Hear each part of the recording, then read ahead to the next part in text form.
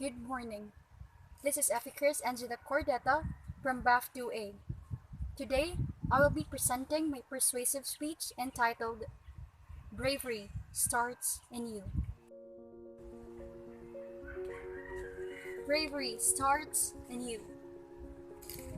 I learned that courage is not the absence of fear, but the triumph over it. The brave man is not he who does not feel afraid, but he who conquers that fear. Nelson Mandela have said, tough times are hard to go by times. These are times when anything and everything could go wrong. The very times that our courage is tested, and the times that we feel like the world is falling apart. And I have been through tough times, many times.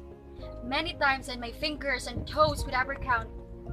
I am honed through those tough times. I become who I am because of those dark, tough times.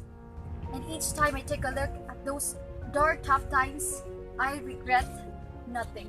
Courage is the power to deal difficult situations by confronting your fears, thinking positively, and fighting from what you believe is right. First, face your fears. Being courageous in the midst of fear is a proof of determination. I am a living proof of this statement. There were times that my mind has vied with my heart, but I made sure that my strength will prevail in the pursuit of achieving my goals. I do believe that being brave allows you to see the world from a different perspective, making it a part of your life. It equips you to empower others to do the same. However, bravery doesn't always mean facing your fears. Sometimes, backing down and learning when to stop is the best act of bravery. Letting go of things that no longer make you happy is bravery. Courage comes in all forms, and believing in yourself is a distinction of courage. Second, think optimistically. It is essential to see the good in things and in people.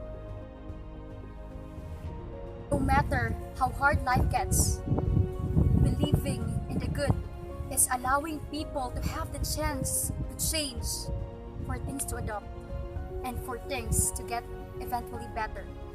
Although positivity without moderation could be toxic and can cost you a great deal of pain in the future.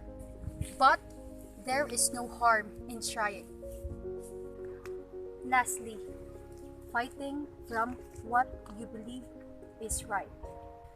Being a person with principle these days are rare. So fighting from what you believe is right is something that not all people are willing to do. When threatened, we tend to back down from what we stand and resort to shutting down our mouths for our safety. On the other side of the coin, what will happen to those people who will remain silent despite the red flags? They will remain cowards. The lives they could have saved, the danger they could have avoided, and the pride they could have restored has lost the shot of being heard. Fighting for something, whether huge or small, doesn't just come easily. And giving hope to people is something less can achieve. It's time to put your foot down and say, enough is enough. Because even if you are standing alone, you'll know for a fact that it was your choice. It is a right that we all have, and it's a shame for us not to fully exercise it. For many people, the greatest act of courage is someone who risked their lives for someone else. But personally, I am telling you that we can still acknowledge courage on a smaller scale that we face in our day-to-day lives. You need to conquer and confront your fear. And in order for you to acquire courage, you must have a positive outlook in life.